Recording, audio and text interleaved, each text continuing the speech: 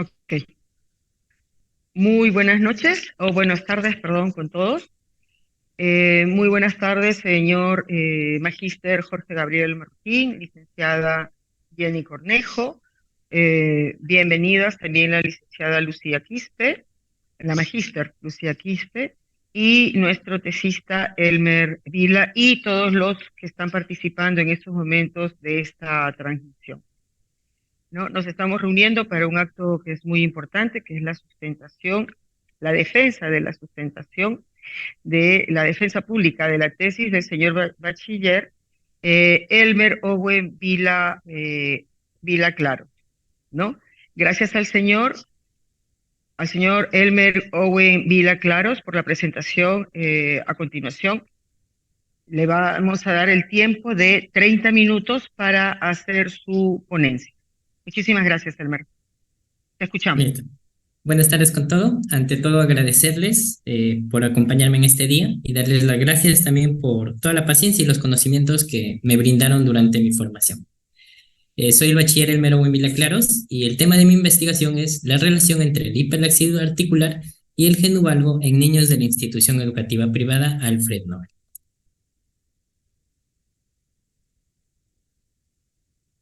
Primero presentando mi tema de investigación, ¿no? Mencionando que mi línea de investigación es la hiperlaxitud articular y que básicamente el propósito del estudio fue buscar su relación con el gen humano.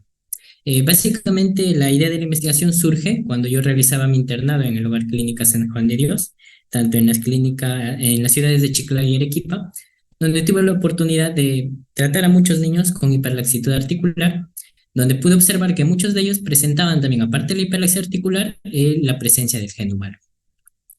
Revisando en la bibliografía me doy con la sorpresa que no hay mucho, los autores no consideran a la hiperlaxitud articular como un factor de riesgo de gen humano, ¿no? Salvo un autor que es el docente de nuestra institución, que es el doctor Oscar Santi Esteban, que sí menciona en su libro a la hiperlaxitud articular como un factor de riesgo, pero no, no cuenta con un respaldo Elmer, científico. Dígame, Magis, Elmer, las ¿me escucha? disculpas del caso, sí, sí, yo te escucho, espero que todos me escuchen. Las disculpas del caso, las Sí, disculpas con todos los presentes. Yo he cometido un error en la presentación protocolar.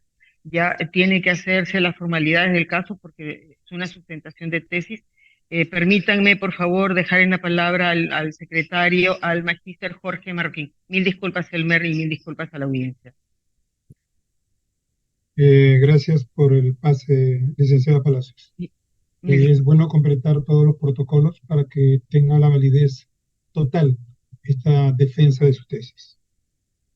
Teniendo en consideración el artículo 45 de la Ley Universitaria, Ley número 3020-220, y el artículo 120 del Estatuto de la Universidad Nacional Mayor de San Marco, visto el informe del asesor de tesis y habiéndose cumplido los artículos del 32 al 40 del reglamento para la elaboración de la tesis aprobado con resolución de decanato número 2464 de-FM-2016, la dirección de la Escuela Profesional de Tecnología Médica designó al jurado examinador conformado por el presidente, Magíster Lili Carolina Palacios Novela; como primer miembro, Magíster Jorge Gabriel Marroquín Bayón; y como segundo miembro, la licenciada Olga Jenny Cornejo Jurado, en el cual ellos se convierten en jurado calificador.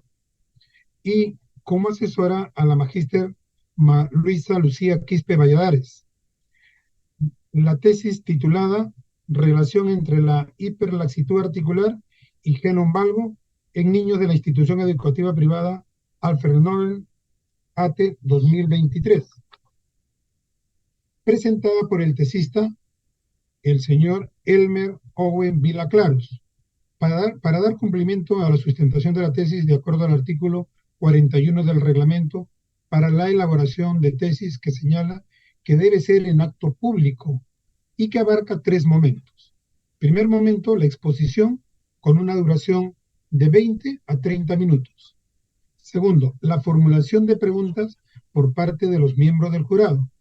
Y tercero, la calificación del presidente y los miembros del jurado. El asesor participa con voz, pero sin voto. Eso es todo cuanto tengo que decir, licenciado. Muchísimas gracias. Muchísimas gracias, profesor Jorge Gabriel Martín, y también a la licenciada Olga Jenny Cornejo. Y a continuación vamos a dar inicio, Elmer, reitero las disculpas del caso, al primer acto de la sustentación, que es la defensa pública de tu tesis. Adelante, tienes 30 minutos. Gracias. Listo, magíster. ¿Continúo desde donde me quedé o regreso al inicio? ¿Magíster? El inicio sugiero, está con el micro apagado. Creo que desde el inicio, por favor. Ok. Listo, Gracias. entonces saludar a todos y agradecerles por acompañarme en este día. Soy el bachiller Elmer Owen Vila Claros y vamos a presentar la tesis titulada Relación entre el hiperlaxitud articular y el genu valvo en niños de la institución educativa privada Alfred Nobel. Presentar primero mi tema de investigación, cuya línea de investigación es la hiperlaxitud articular, y el propósito del estudio es la relación con el genu valvo, para lo cual se ha elegido una población de niños de 6 a 10 años, en las cuales la mayoría de autores consideran al genu valvo como patológico. ¿Ya? El lugar básicamente fue la institución educativa Alfred Nobel, que cuenta con nuestra población de estudio y es afín a mi persona. ¿Ya? El tiempo de ejecución de la tesis fue el año 2023. Para mencionar la justificación, básicamente el objetivo del estudio fue encontrar y brindar datos que puedan registrar, ¿no?, la relación entre estas variables y que puedan contribuir a estudios futuros más profundos sobre este tema. Ya que si bien es cierto, hay muchos estudios que nos hablan sobre la hiperlaxitud articular y el genu valvo y nos mencionan que van disminuyendo conforme pasan los años, el problema surge cuando no lo hacen, sobre todo en articulaciones complejas como la rodilla, ¿no? Ya que la articulación de la rodilla requiere de componentes, como es el componente nervioso, el sistema propioceptivo, componentes activos, como es el sistema muscular, y componentes pasivos, como los ligamentos, la cápsula articular, que van a trabajar en conjunto para brindar una estabilidad a la articulación. Como es el caso de la hiperlaxitud, por ejemplo, ¿no?, como nos menciona Beighton, el colágeno tiene que tener un buen anclaje a la matriz extracelular para que pueda resistir a fuerzas tensionales. Al no hacerlo, los receptores propioceptivos, los órganos tendinosos de Golgi, no van a poder hacer una buena transducción de esta información propioceptiva. En el caso del genu valvo, por ejemplo, Miralles, en su libro de biomecánica, nos menciona que un genu valvo excesivo va a ocasionar que la transmisión del peso ya no sea a través del eje mecánico, ¿no? Y esto va a desencadenar que hayan desequilibrios musculares, ¿no? Donde un grupo muscular va a estar hiperactivo, ¿no?, tendiendo a incrementar su tono, llevándolo a contracturas y acortamientos, y otro grupo muscular va a estar hipoactivo, ¿no?, tendiendo a debilitarse. ¿Ya? Entonces, la integración de estos sistemas básicamente van a generar una información propioceptiva alterada que con el pasar del tiempo desencadena patologías, ¿no?, como es el síndrome de hiperlaxitud articular benigna o gonalgia y gonartrosis. Ya yendo a nuestros antecedentes internacionales, ¿no?, tenemos que en China, en marzo del 2023, se hizo un estudio que nos relacionó la hipermovilidad y los grados de flexión de la rodilla. Básicamente, lo que buscó este estudio fue un estudio de casos y controles, donde en los casos se evaluó mediante el laboratorio de marcha, se evaluó la hiperlaxitud, ¿ya? Y coincidieron que el grupo de casos que presentaban la hiperlaxitud presentaban inestabilidad articular, ¿ya? Esto era principalmente por la hiperextensión que se generaba en la rodilla, pero a su vez también porque durante la flexión presentaban asimetrías, ¿no? Asimetrías en la flexión, lo cual no se presentaba en el grupo control. En Australia, en el 2021, vemos que se hace un estudio que relaciona la hipermovilidad y se asocia con la salud de la rodilla, ¿no? Básicamente estudiaron la hiperlaxitud de forma generalizada y la hiperlaxitud de forma específica en la rodilla, donde la población hiperlaxa no menciona tener una peor salud de rodilla que su contraparte. El 2020 también se publica en Australia un estudio que relaciona la hiperlaxitud con el rendimiento neuromuscular, ¿ya? Básicamente no encontraron valores estadísticos significativos que indiquen que los niños hiperlaxos tenían peor rendimiento neuromuscular. Sin embargo, encontraron que en cuanto a la competencia motora, estos niños tenían más dificultades cuando hacían actividades en varias articulaciones o movimiento repetitivo. Según la Biblioteca Nacional de Medicina en Estados Unidos, publicaron un artículo en el primer semestre de este año que no nos menciona básicamente la hiperlaxitud como un factor de riesgo del genu valvo, de hecho ni lo menciona. ¿ya? Otros estudios, como en Asia, ya tenemos este estudio que nos buscó la relación entre deformidades del pie y desórdenes del tejido conectivo. Aquí nos menciona en este estudio que alteraciones como la hiperlaxitud o el tono muscular son factores de riesgo de deformidades del pie. Tenemos este otro estudio en Argelia, donde se separó en dos grupos, un grupo casos y un grupo control. Es un estudio de casos y controles. En cada grupo colocaron 215 adolescentes y el grupo casos que tenía escoliosis básicamente tuvo una mayor cantidad de casos de escoliosis idiopática, ¿no? Comparado con el grupo control. También tenemos de la revista Ortopedia y Traumatología, que se publicó básicamente un artículo que nos habla del geno valgo en niños, donde tampoco nos mencionan al hiperlaxitud articular como un factor de riesgo del geno valgo.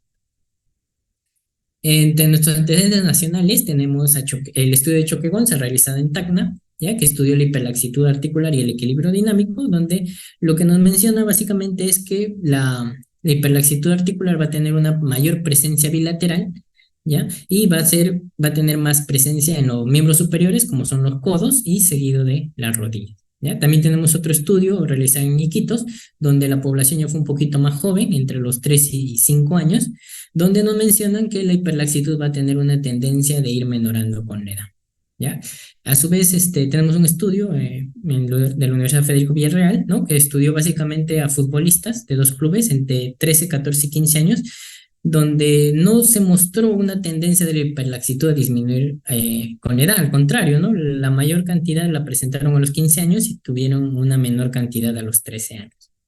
En cuanto a la hiperlaxitud articular, básicamente es el incremento de la flexibilidad en las articulaciones, se presenta más en mujeres y niños y de forma bilateral, se da más en la raza asiática, seguida en la raza negra y en menor proporción con la raza blanca. En cuanto a sus características, tiene un factor genético autosómico dominante, por lo que de repente con el pasar de los años la prevalencia tiende a ir aumentando, las articulaciones son más flexibles y hay una disminución del tono muscular. En cuanto a su etiología, básicamente se produce por desórdenes genéticos, principalmente de la glucoproteína de la tenasina X, cuya función es brindar sostén y anclar las fibras de colágeno a la matriz extracelular. También tenemos otras alteraciones a nivel del colágeno que dan características como que las fibras salen más delgadas o menos resistentes ante esfuerzo. Como lo menciona el doctor Jean Puffet en su tesis, ¿no? Básicamente también menciona la hormona relaxina, que es una hormona principal que hace que los ligamentos sean más elásticos, ¿ya? Entonces, dosis altas de relaxina también puede ocasionar cuadros de hiperlaxitud. En cuanto a su patogenia, básicamente vamos a ver que las fibras colágenos van a tener una línea muy delgada entre características, entre funciones de rigidez y elasticidad, ¿no? La rigidez de la fibra colágeno básicamente va a estar dada porque las fibras se van a disponer de forma paralela, ¿ya? Aparte de su anclaje a la matriz extracelular.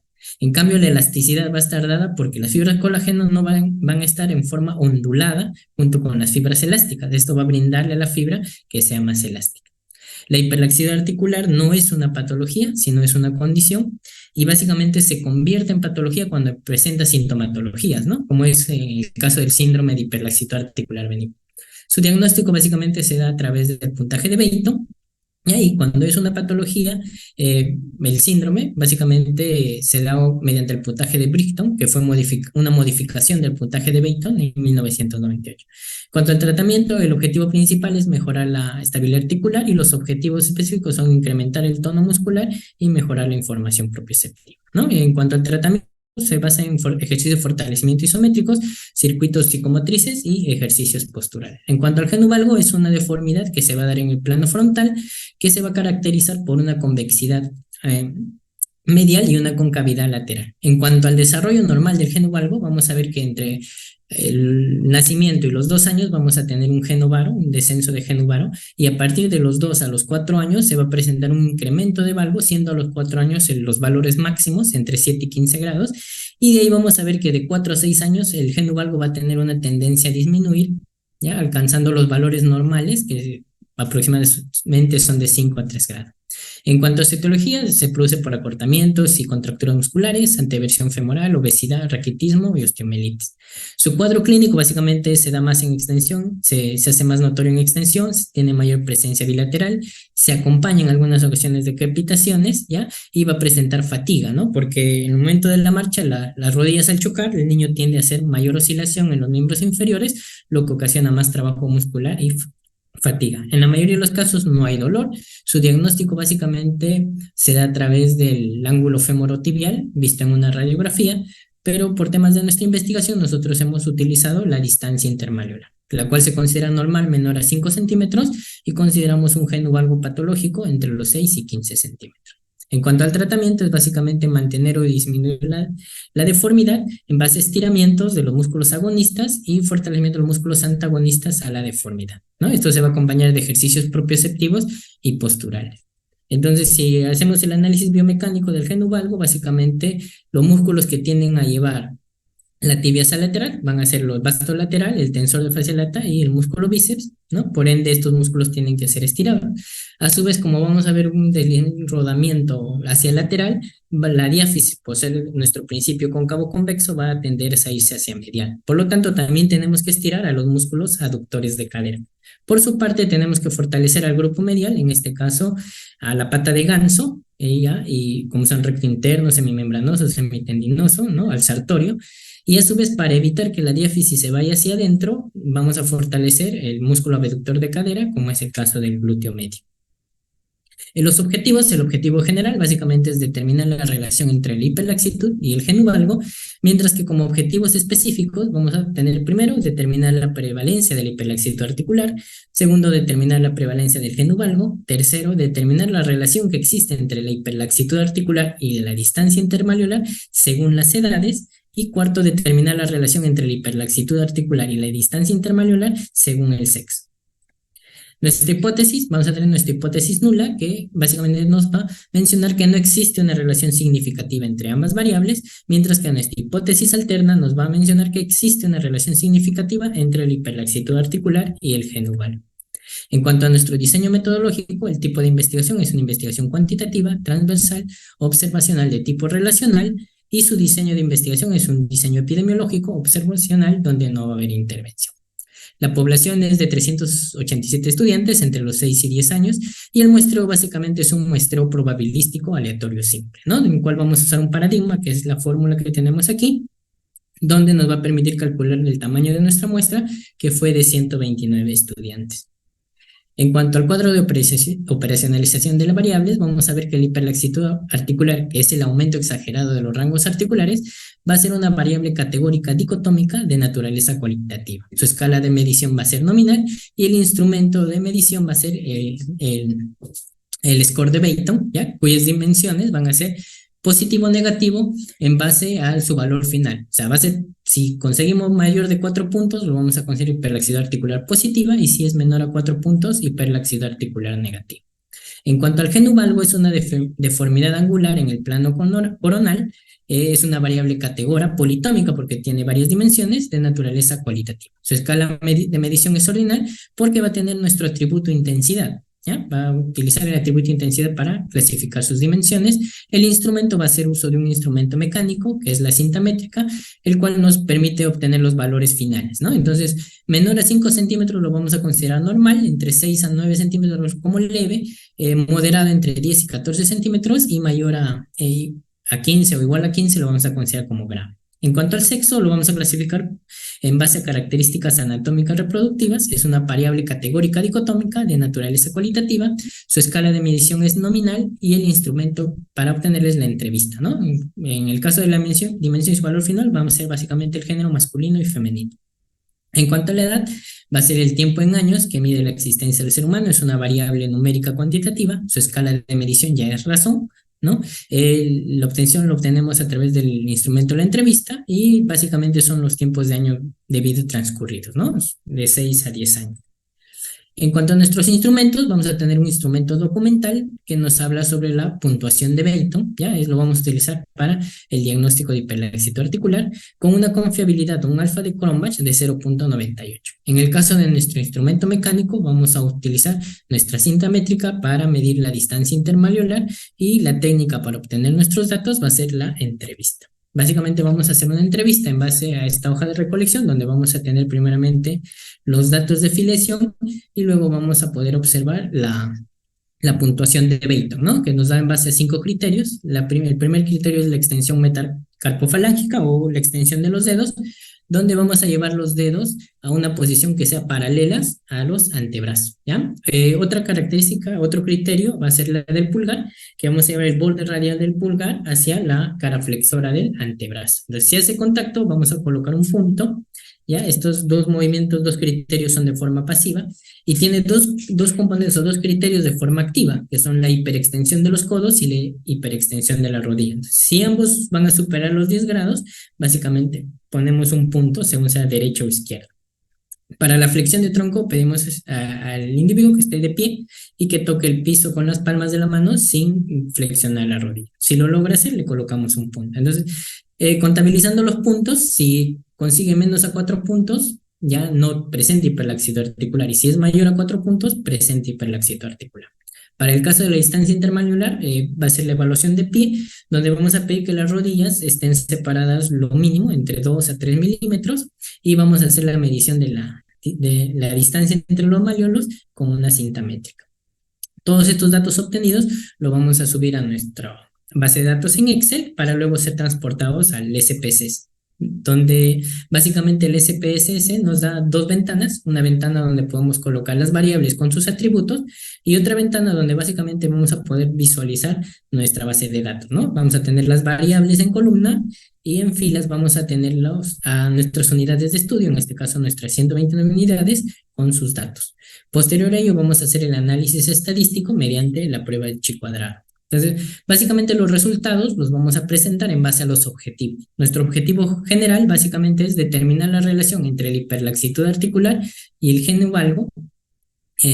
Para ello vamos a utilizar la prueba chi cuadrado, que es una prueba no paramétrica, que básicamente lo que hace es comparar la distribución de los valores observados con una distribución de los valores esperados, ¿no? Pero lo que sucede es que tenemos tipos de chi cuadrado, entonces como nuestras variables son categóricas y nuestro objetivo estadístico es asociación, ¿ya? La prueba chi cuadrado elegida es la prueba chi cuadrado de independencia, ¿no? Porque la prueba chi cuadrado de independencia nos va a determinar si estas variables son independientes o no son independientes, en base a la significancia asintótica, ¿ya? Que básicamente es nuestro p-valor, que nos salió de 0.027.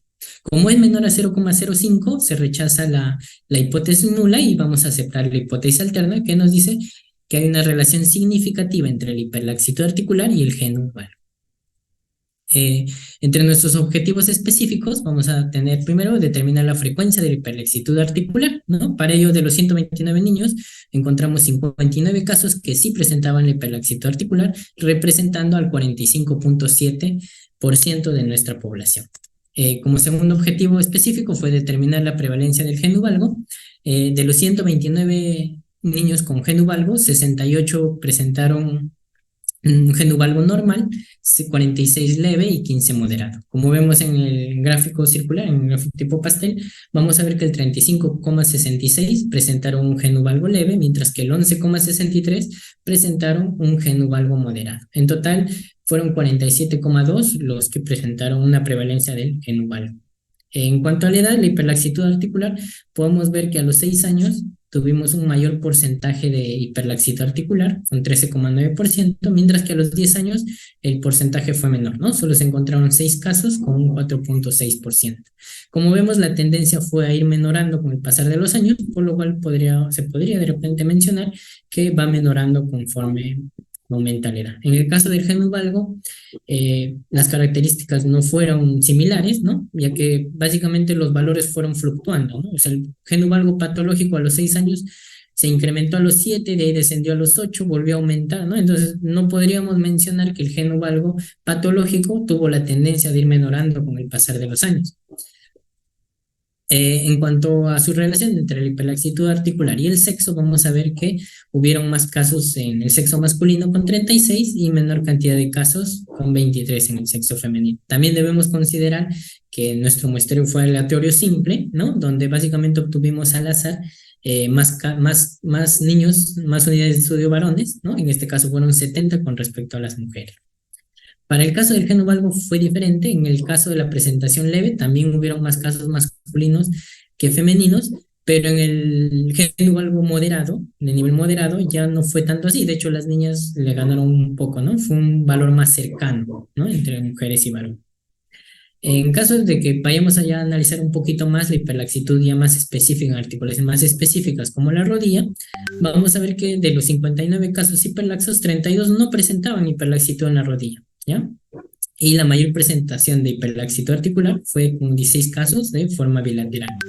En cuanto al puntaje, obtuvimos que la mayor cantidad de hiperlaxos obtuvieron 6 puntos, mientras que el segundo grupo importante fueron de 5 puntos, ¿no? Entre 7, 8 y 9 tuvieron puntaje bajo.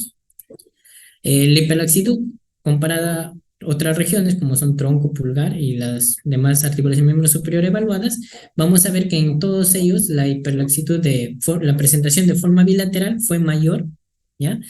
Y vamos a ver que de todos los casos, 47 casos tuvieron una presentación bilateral, representando un 36,4% de los 129 estudiantes, representando a su vez que el 79,6% presentaron hiperlaxitud, ¿no? En cuanto a la discusión, básicamente mencionar que la hiperlaxitud es una particularidad que se caracteriza por un incremento de la flexibilidad en las articulaciones, ya teniendo una mayor incidencia en la niñez y menorando conforme pase la edad.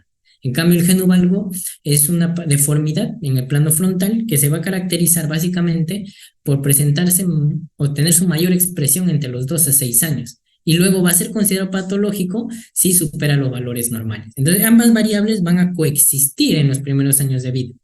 El objetivo del estudio justamente fue buscar la asociación entre estas variables. No hemos considerado conveniente buscar causalidad, ya que no tenemos estudios previos con los cuales podamos discutir estos valores, ¿ya? Por eso es que el objetivo del estudio fue buscar una relación probabilística de causalidad entre ambas variables. En 2017, Santana evaluó a 176 niños, en los cuales encontró 51 casos de hiperlaxitud articular. Comparado con nuestro estudio, nosotros hemos evaluado 129 estudiantes y hemos encontrado 59 casos de hiperlaxitud, ¿no? Que representan nuestro 45,7%. Como podemos ver, los valores son un poco aproximados, ¿no? Con respecto a Santana. En 2018, Soto estudia a 520 estudiantes y encuentra 81 casos positivos de geno valgo, mientras que Sánchez, el 2017, o sea, un año anterior, estudió a 191 estudiantes y encontró 89 casos de geno valgo, ¿no? Si vemos la cantidad la prevalencia de geno valgo es parecida, pero la población de muestra fue mayor, ¿no? En el caso de Soto. En nuestro estudio encontramos 61 casos de 129 estudiantes evaluados, ¿ya? De las cuales se acercan de repente un poquito más a los valores de Sánchez, ¿no? Es importante mencionar que a pesar de que todos estos estudios han utilizado la distancia intermalleolar, se debe mencionar que el instrumento patrón o la prueba GOL estándar, ¿ya? No es la distancia intermalleolar para diagnosticarle el geno valgo, ¿ya? El instrumento patrón en realidad es el ángulo femorotibial, ¿ya? El cual requiere radiografías, ¿no? Y por exponer a los niños de repente a radiación ionizante o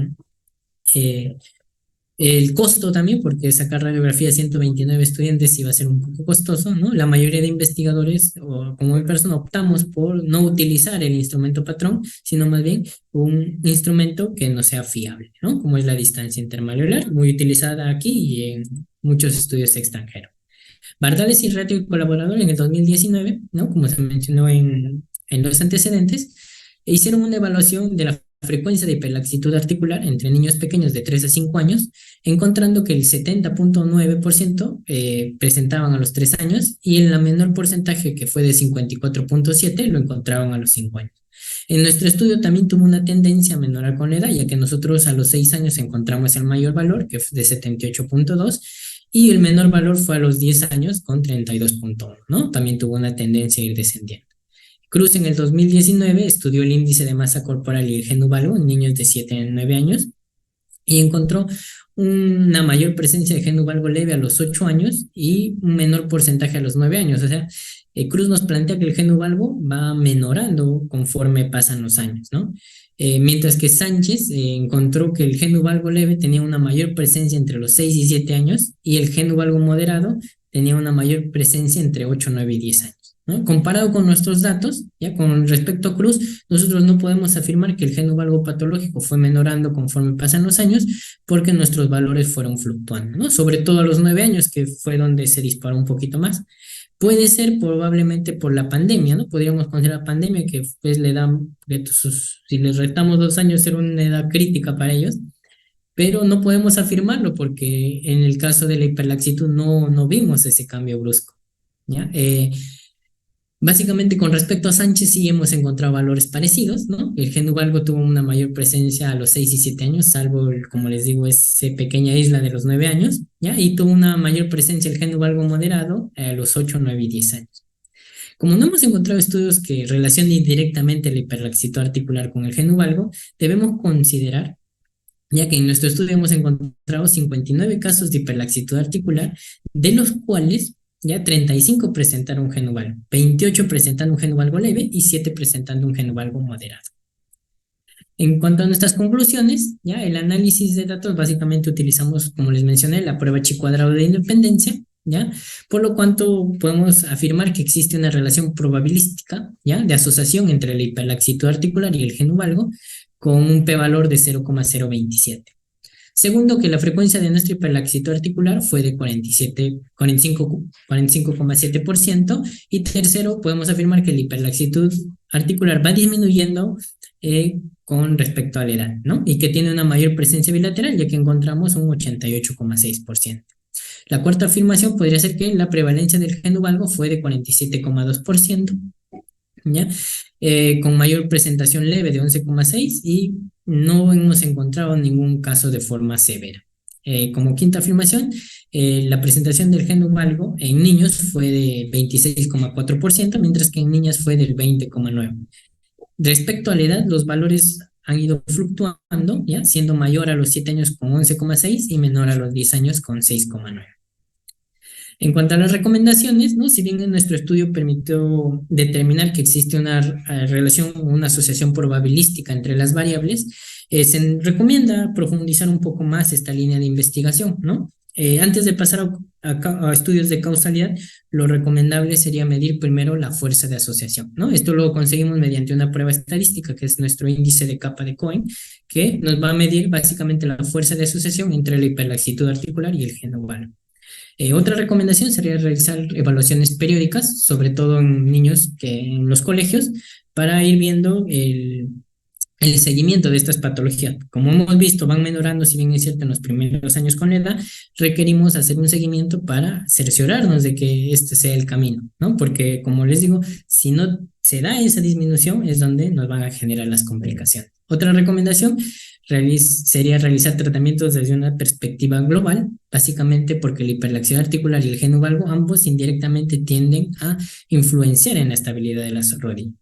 Y como cuarta recomendación, básicamente realizar charlas, básicamente que impulsen la actividad física en niños, ya que la tendencia social es que los niños cada vez están más encerrados en sus casas, ¿ya? Por lo tanto, deberíamos impulsar la actividad física, básicamente, sobre todo en niños hiperlaxos y gen uvalgos, básicamente en ejercicios de equilibrio y estabilidad. Muchísimas gracias. Muchísimas gracias a usted, señor bachiller Elmer Owen Vila Claros. Ahora vamos a pasar a la segunda parte, el segundo momento de esta sustentación de la tesis, que es la formulación de preguntas. Así que, licenciada Jenny Cornejo, ¿desearía usted empezar, por favor, con la rueda de preguntas? Sí, con todo gusto, magíster. Tengo dos interrogantes con respecto a tu tesis, Elmer. Primero es el hecho de que investigar sobre estos temas siempre va a ser complejo, O sea, siempre es complejo porque las herramientas que utilizamos a nivel de fisioterapia no nos dan el diagnóstico definitivo, como bien lo planteas tú en tu trabajo de investigación.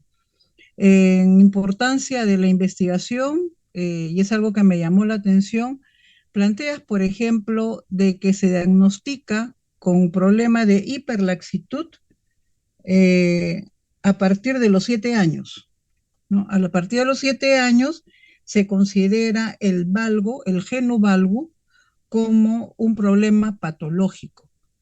Entonces, si a partir de los 7 años se considera como un problema patológico, lo que me llamó la atención es que la elección de tu población fue a partir de 6 años, ¿no? Eso es lo primero que me llamó la atención, ¿no? Que quizás a partir de los 7 años hubiera sido la promoción, la población más adecuada en vista de que es la edad en la que se diagnostica el síndrome de hiperlaxitud, ¿no? Lo otro que comentaba era el hecho de que existen muchos factores, ¿no? Tú mismo lo has comentado, hay muchos factores que influyen en que haya una mayor laxitud articular. Y eso es cierto, ¿no?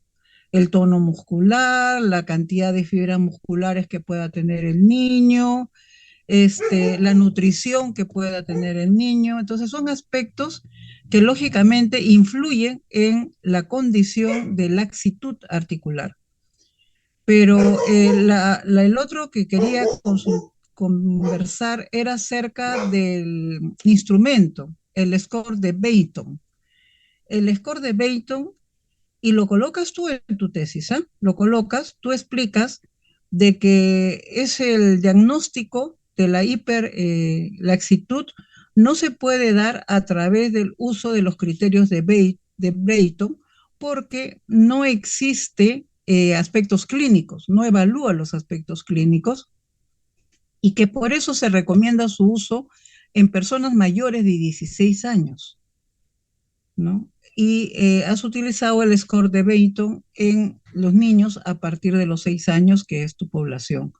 Entonces, en ese sentido van mis dos preguntas. Primero, ¿por qué tu población fue elegida a partir de 7 años, de 6 años y no de 7, en donde ya se determina la patología del geno valgo?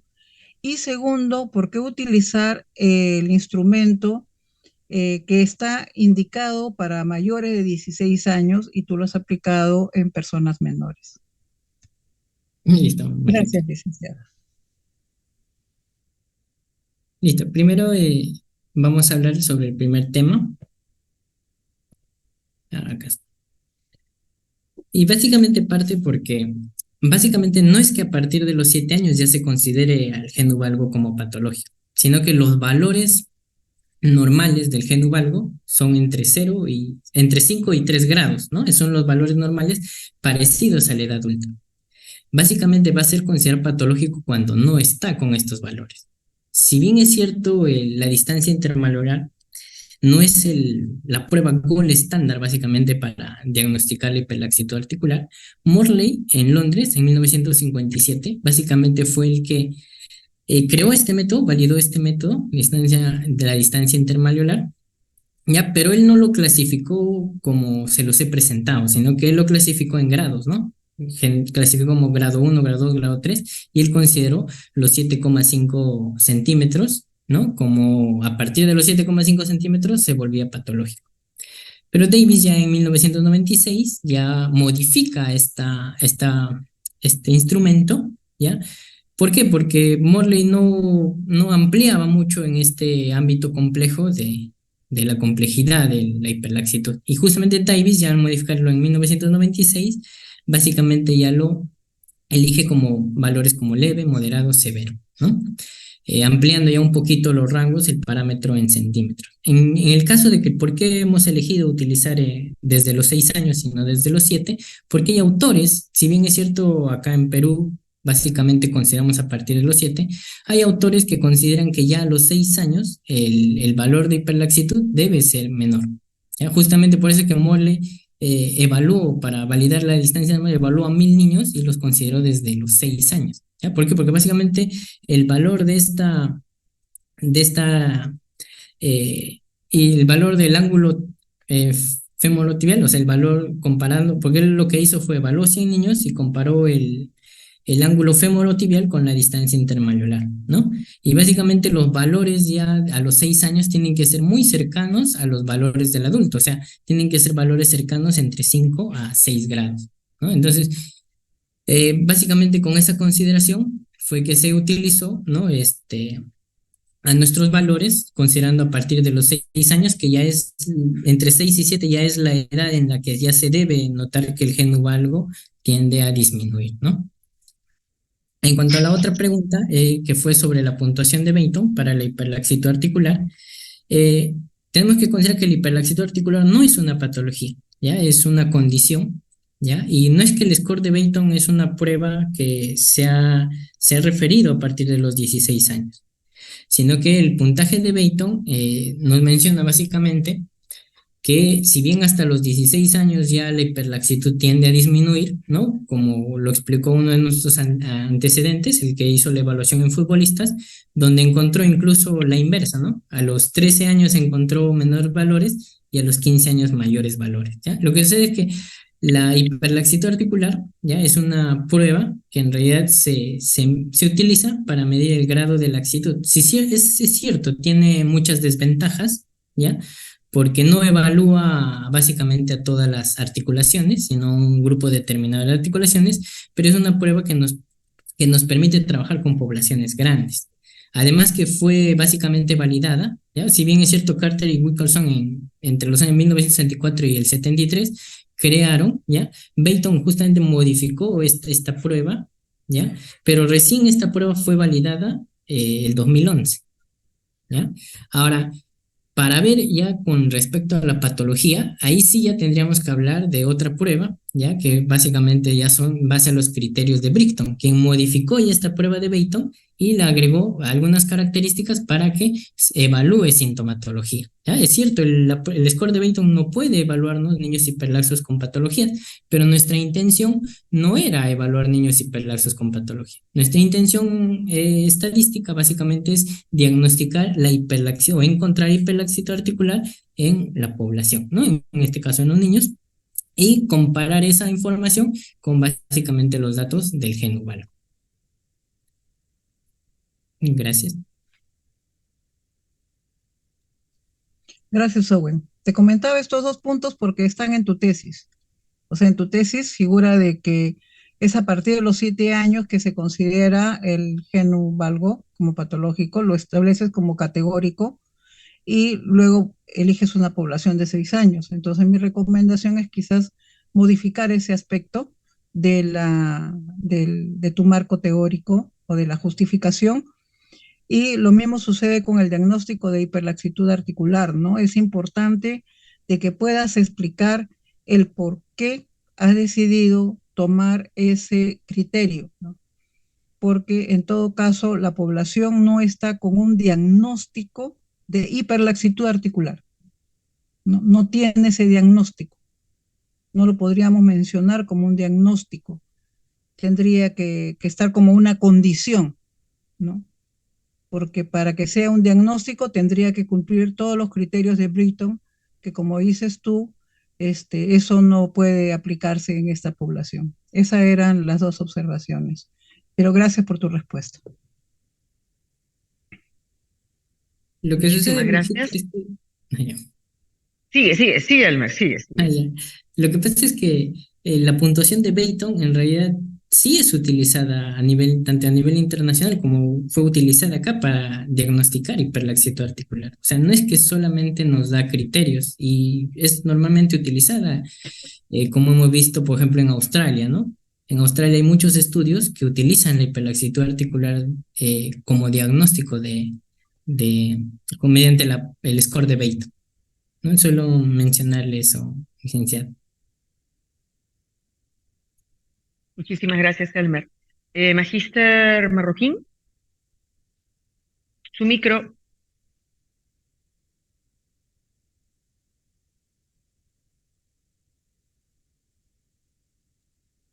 Sí, gracias. Bien, Elmer, para empezar, felicitarte porque son pocos los que hacen trabajo de investigación que de alguna manera va a contribuir a nuestra especialidad. He sido testigo, jurado, de trabajos que a veces están muy lejos de aportar a nuestra especialidad. Y creo que tú lo has hecho.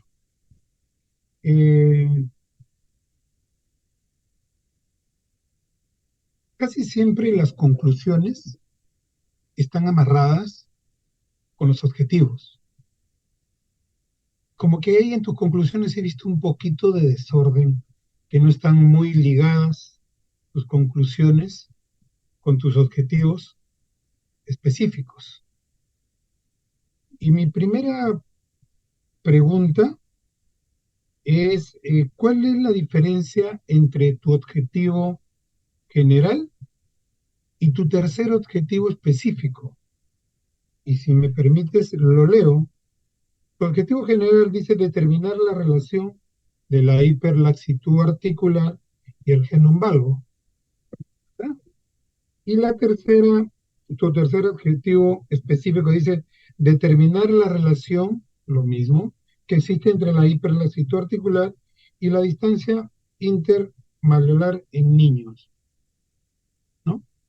Y la primera pregunta que quiero ver cuál es tu diferencial, que hay que a la larga me suena lo mismo, y estuve buscando tus cuadros para poder ver cuál era la diferencia entre uno y otro.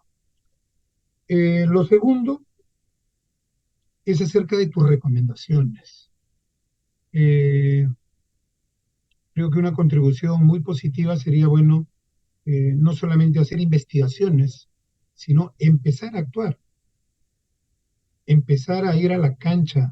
Si vemos que, si bien es cierto, hay un geno valgo fisiológico en los primeros años de vida, pero dar la importancia de la actividad física y tal vez de la evaluación profesional que somos nosotros en esta materia revisada, porque a veces le dejan todo esto en manos de un profesor de educación física, sin desmerecer la profesión. Pero vemos que la hiperlaxitud tiene connotaciones inclusive del sistema nervioso central, porque usted mismo lo ha dicho. Los receptores propositivos influyen mucho, ¿no? Cómo van las aferencias y las eferencias en las articulaciones y en los músculos para dar la tonicidad y la fijación. Y eso lo sabemos nosotros, tal vez los profesores de educación física no le dan la importancia, ¿no? Y qué mejor que una evaluación a esta edad, pero en las recomendaciones deberíamos tener me hubiera gustado que pongas 2, 3 situaciones como recomendaciones para darle más énfasis a este trabajo. Y por último, señalarte, no pensaba mencionarlo, pero vi en tu diapositiva cuando mostraste distancia intramaleolar en la página 36, cuando pusiste el DIM, que es la distancia intramaleolar leve, de 6 centímetros a 9 AM, y no dice centímetros. Así. Yo iba a obviarlo, pero cuando ya pusiste en tu presentación, ya dije, ¿no? Ha habido un problema del copy-pega.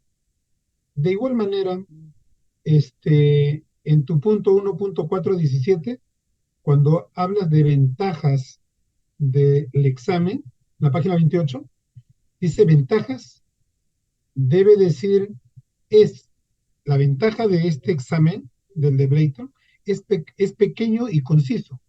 Y pones ventajas, el pequeño es conciso y pequeño, ¿no? La página 28. En los antecedentes nacionales, habla de Judith Conteras, y cuando lo mencionas después, es Judith Contreras. No sé si es Conteras o Contreras. Página 18. Luego hay una separación de letras. Me gustaría que revises un poquito, vuelvas a leerlo porque hay algunos errores, no solamente ortográficos, sino de palabras que podrían malograr un poquito el trabajo, el buen trabajo que has hecho. Entonces, solamente esas 2 preguntas. Muéstrame la diferencia entre tu objetivo general y el tercer objetivo específico, y el por qué no ha sido tan contundente en tus recomendaciones. Listo, Magíster. Eh,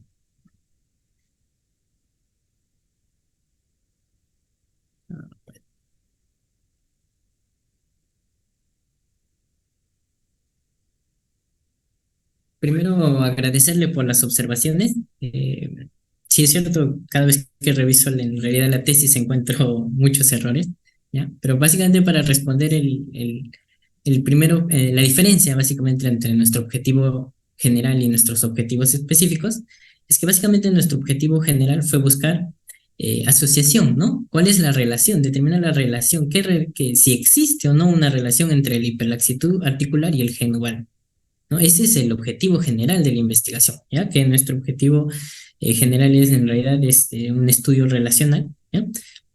Pero no vamos a buscar una relación comparativa, ¿no? Nosotros buscamos una relación de asociación, o sea, ver si estas variables están o no asociadas. En cuanto a su pregunta con objetivos específicos, sí es cierto, el texto está mal redactado, por así decirlo, ¿no? Porque básicamente los objetivos específicos ya van más que nada a ver un poquito ya más, a ver características más particulares, ¿no? Del estudio. En este caso, por ejemplo, aquí en la diapositiva, ¿no? Justamente cuando armaba esto me di cuenta que había varios errores que hay que corregir justamente en ese punto, pero básicamente lo que buscamos como tercer objetivo específico fue comparar la hiperlaxitud articular según la edad, ¿ya? Y la distancia intermalar también compararla según la edad, ¿no? Ahí Justamente es tienes ver cuatro. la comparación entre esas variables, sino que al momento de redactar como que se me hace muy, digamos, muy complejo, ¿no? De repente lo ideal sea separarlos, ¿no?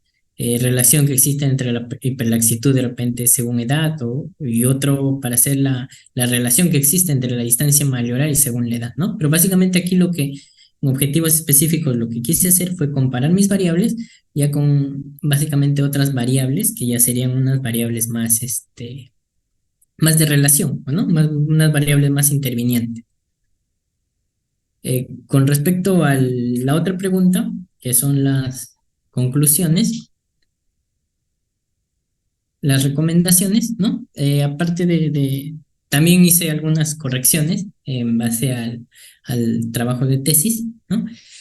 Básicamente es cierto, o sea, nosotros lo que tenemos que hacer es realizar, o sea, ser más activos, ¿no? En el ámbito práctico.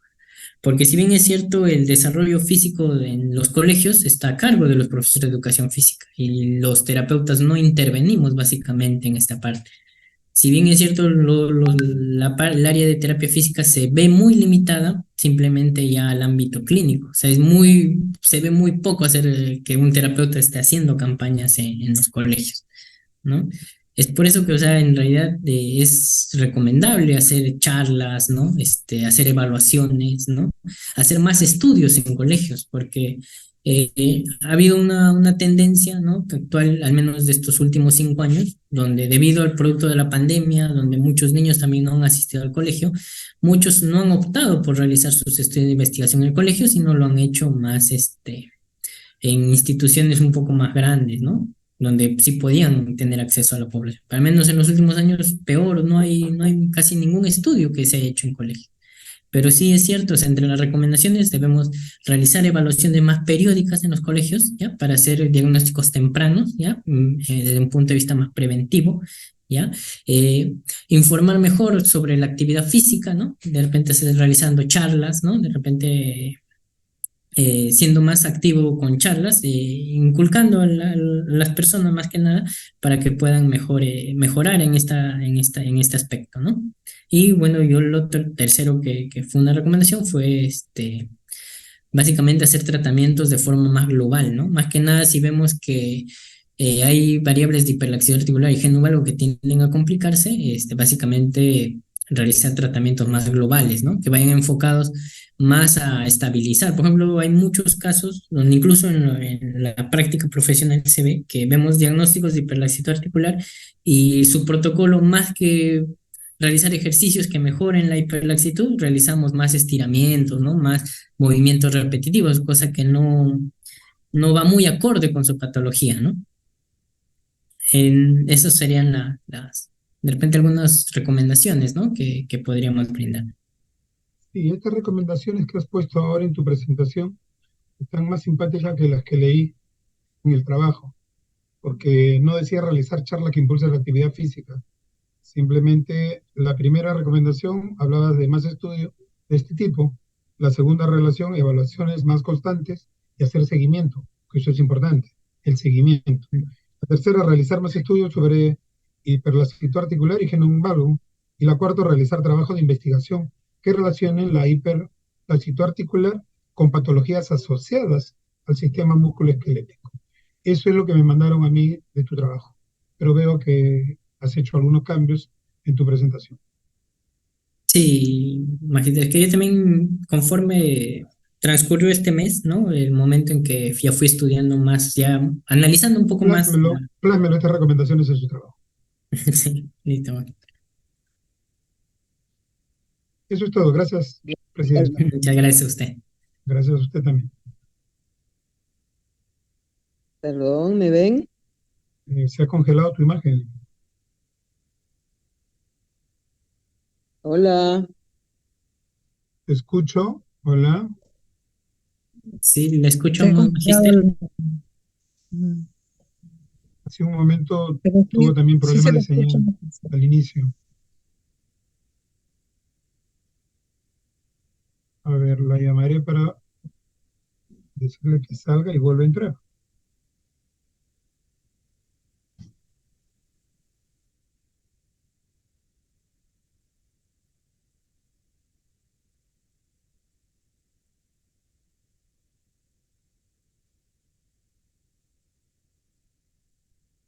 Ya, tiene que volver a entrar nomás. Listo.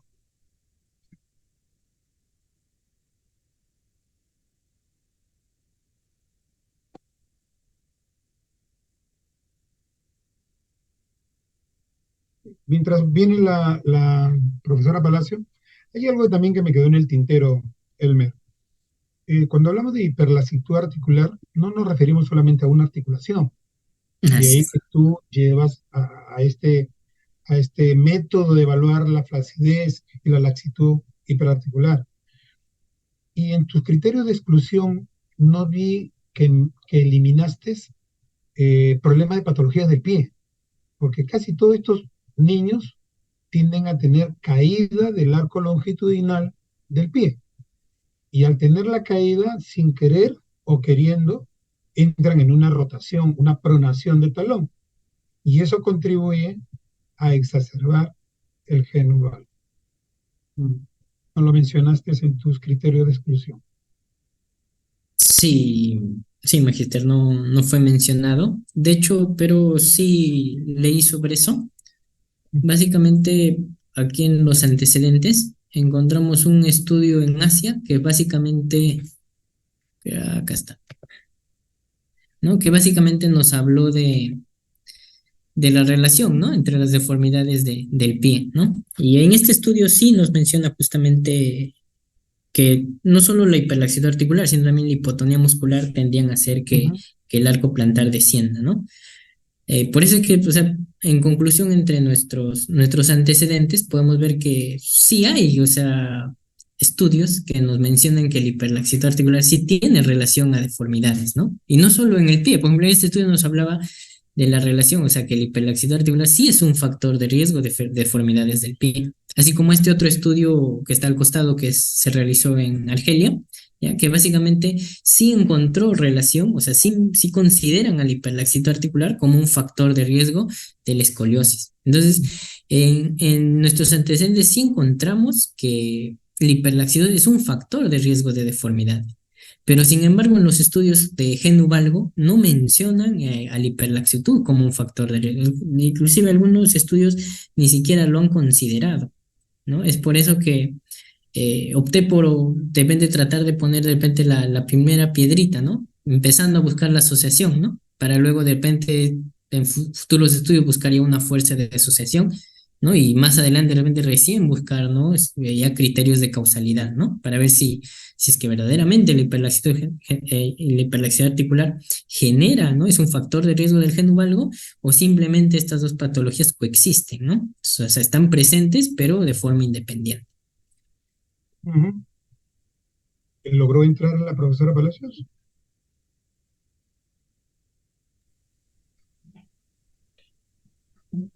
Owen, es importante, yo creo, de que podamos tomar en consideración en los trabajos de investigación que realizamos a nivel de fisioterapia, el hecho de considerar los diagnósticos, ¿no? De cómo consideramos los diagnósticos.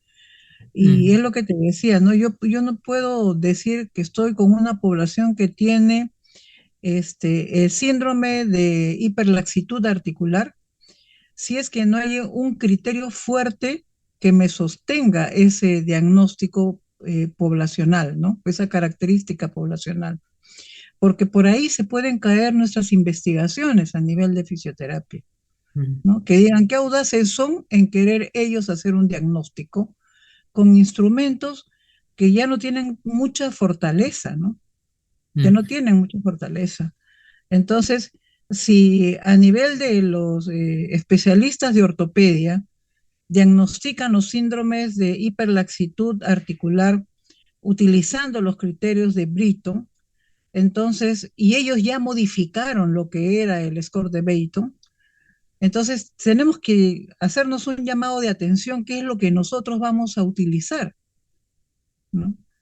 Eh, si hablas de que existen muchos factores que intervienen, tratar de dilucidar esos factores, ¿no? Por darte un ejemplo, si hay un problema de nutrición, los niños disminuyen en cantidad de fibras musculares. mm, Al disminuir la cantidad de fibras musculares, son niños que tienen poca fuerza. Y si tienen poca fuerza, esos niños, entonces lógicamente tienen menos tono muscular. También lo refieren algunos trabajos en ese tipo de relación.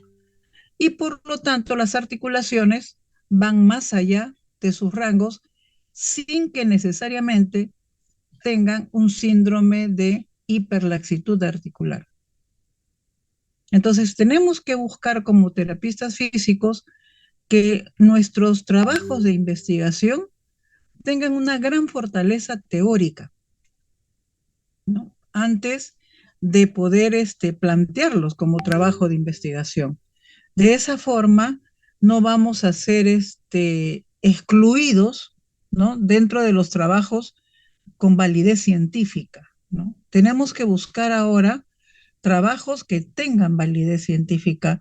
Por eso es importante que nosotros busquemos esos tipos de grupos de investigación en donde podamos discutir esto más ampliamente. mm. Yo sé que para nosotros es muy complicado hacer investigaciones. Por ahora es complicado, no contamos con infraestructura que nos dé la universidad para poder realizarla. No tenemos instrumentos para poder realizar una buena evaluación de la población que tomamos como investigación, ni siquiera unos buenos laboratorios, ¿no? Como por ejemplo en Brasil, estuve en la Universidad de Morumbí, en donde se forma terapistas físicos y tienen unos laboratorios de histología y de histopatología impresionantes para los de terapia física, para hacer investigaciones ahí, ¿no? Del efecto del ultrasonido, del efecto de la Lilita, diatermia. disculpa, perdona que te interrumpa. Quería pedirle a la profesora Sofía Romero que le permita el ingreso a la profesora Palacios, que está esperando que la admitan. Gracias. Si se comunicó la profesora Romero, por favor. Ya la dejé entrar. Sí, pero no puede.